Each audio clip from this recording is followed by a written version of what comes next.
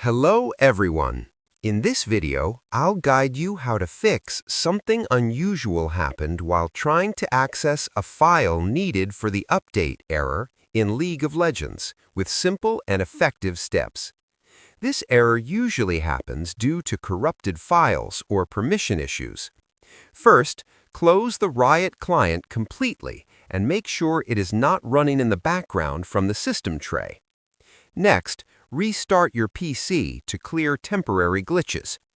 After that, run the Riot client as administrator so it has full access to update files.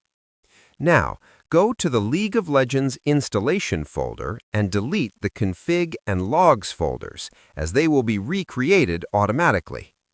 Also, temporarily disable your antivirus or firewall because they can block update files. If the issue still continues, use the Repair option from the Riot client settings. Finally, restart your PC again and launch the game, and the update error should be fixed successfully. Subscribe the channel for more videos.